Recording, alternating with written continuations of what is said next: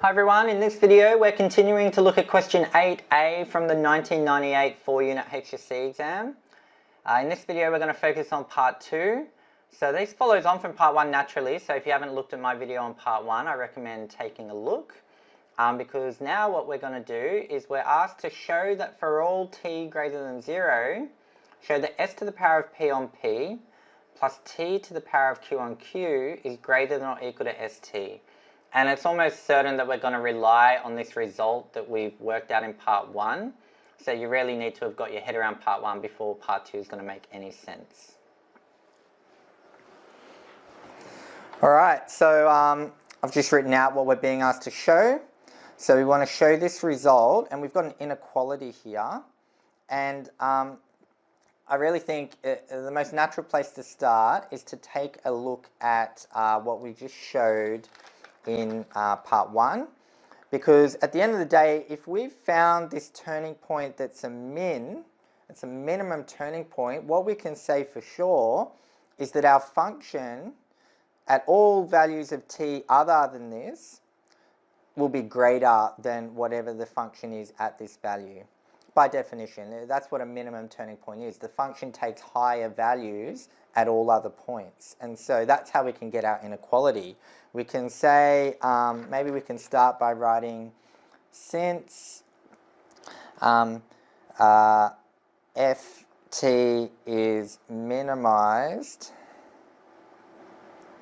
at t is equal to, and it's s to the 1 on q minus 1, at s to the 1 on q minus 1, what we can say is that our function ft will be greater than or equal to f at this value, so f of s1 on q minus 1, basically for all t, but we're concerned with t greater than 0, so we can say that with confidence for t greater than 0, that's going to be the case. So now we kind of just got to see, well, does this lead us to this result? Hopefully it does. You can kind of suspect it will, because we've got st on one side here, and we're going to be starting from inequality that, you know, maybe we'll simplify to 0. Who knows? Like if this minimum point turns out to be 0, so that this side is 0, well, we've got a minus st here, so you can kind of see that coming over and it all kind of getting to where we need to, because this part lines up to this part, and this part lines up to this part. So you can almost hazard a guess that without even doing the work, this is probably going to simplify to 0 to make this inequality work. But obviously we have to actually work through the mechanics to make sure, but kind of just stepping back and thinking about it, that you can kind of almost guess where you're going to end up. So let's focus on this and see what it does simplify to, and hopefully fingers crossed it's 0.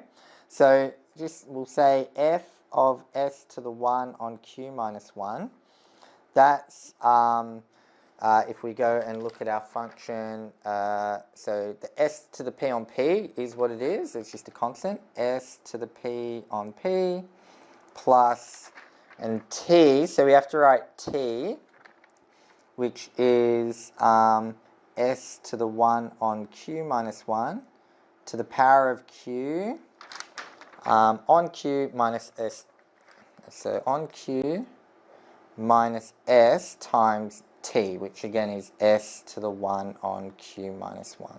So that's what we're dealing with. I think we can simplify this a little. We can say this will be s to the p on p plus s to the q on q minus 1 on q minus, and this will be s to the, we can bring these together and we can just add them up, so it'll be 1 plus 1 on q minus 1. Now if I kind of hone in on this, maybe just off to the side, 1 plus 1 on q minus 1, that's going to be equal to, I can get a common denominator, so q minus 1 plus 1 on q minus 1. These simplify and cancel, so we get q on q minus 1.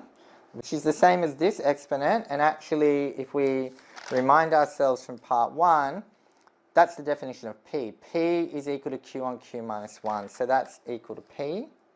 So we can actually simplify both these exponents as just p. So we end up with s to the p on p plus s to the p on q minus s to the p. So we've got a common factor here, so let's bring that out. So that's equal to s to the p times 1 on p plus 1 on q minus 1. Now here let's get a common denominator, and actually p is q on q minus 1, so 1 on p would be q minus 1 on q. So it probably makes sense to make q our common denominator here. So we could say it's going to be s to the p times 1 on p is q minus 1 on q plus 1 on q minus 1, which is q on q. So that's the common denominator. So we end up with q minus 1 plus 1 minus q all on q.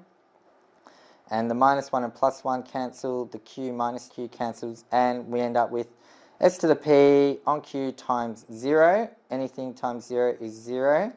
So as I anticipated, this bit here is 0. So therefore, we can say f to the t is greater than or equal to 0 for t greater than 0. Therefore, what we can say is our original ft, s to the p on p, s to the p on p plus t to the q on q, t to the q on q.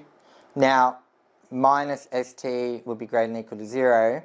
So we're just going to bring that over. So I can say will be greater than or equal to st. Hopefully that's fairly a simple step that I can just skip over, mainly because I'm just running out of room here. But that's as required. That's exactly what we're being asked to show.